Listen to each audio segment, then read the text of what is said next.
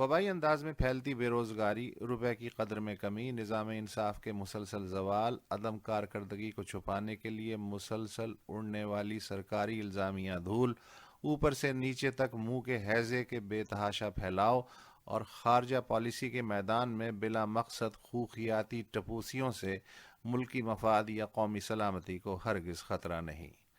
قومی سلامتی کو اگر خطرہ ہے تو ہر اس حرف سے جو بلا اجازت لکھا، بولا یا پڑھا جاوے۔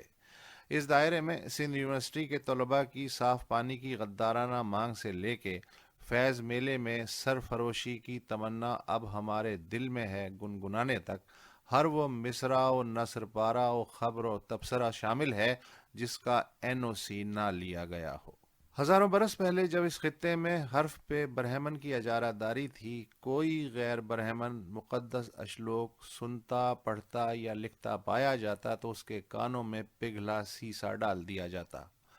اب بس اتنا فرق آیا ہے کہ سوالات و جوابات کی منظور شدہ فہرست سے باہر کا کوئی بھی سوال کلاس روم سے لے کے نیوز روم تک پوچھنا یا جواب کھوجنا حرف کے مالک برہمنوں کی سیادت کو چیلنج کرنا ہے، اور چیلنج کا مطلب غداری ہے۔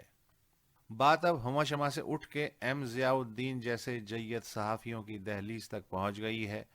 محب وطن ایوب خان سے لے کے محب وطن عمران خان تک ایم ضیاء الدین نے سوائے پروفیشنل انداز میں صحافت کے کچھ نہ کیا۔ سینکڑوں صحافیوں نے ان کے تجربے اور نصیحت کو زاد سفر بنایا، مگر آج وہ بھی مشکوک ہیں۔ گزشتہ روز جب ضیاء صاحب نے اسلام آباد کے نیشنل پریس کلب میں اپنے تھنکنگ فورم کا اجلاس منعقد کرنے کی کوشش کی تو پولیس نے کلب کو گھیر لیا۔ عہدیداروں پہ دباؤ ڈالا گیا کہ وہ یہ اجلاس نہ ہونے دیں۔ عہدیداروں نے کلب کو ہی تالا لگا دیا کیونکہ ایم ضیاء الدین نے بطور مہمان منظور پشتین کو مدعو کیا تھا۔ چنانچہ اس فورم کا اجلاس پریس کلب کے سامنے کے میدان میں گھاس پہ ہوا۔ واضح رہے کہ منظور پشتین فی الحال زبانی غدار ہے اور اس پہ غداری کی فرد جرم باقاعدہ لگنا اور مقدمہ چلنا اور سزا پانا باقی ہے۔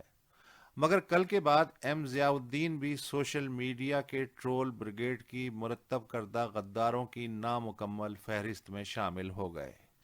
روزنامہ ڈان کے ایڈیٹر ظفر عباس نے 3 دن پہلے نیو یارک میں موقر عالمی صحافتی تنظیم سی پی جے کا آزادی صحافت ایوارڈ وصول کرتے ہوئے اپنے خطاب میں کہا کہ اس وقت ریاستی ادارے آزادی اظہار کو دبانے کے لیے قومی مفاد اور حب الوطنی کو بطور عذر استعمال کر رہے ہیں۔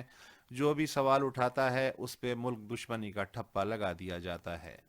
بقول ظفر عباس، زیادہ تر میڈیائی ادارے کہتے ہیں کہ ہم معاشی طور پہ زندہ رہنے کے لیے ریاستی احکامات کی بجا آوری پہ مجبور ہیں۔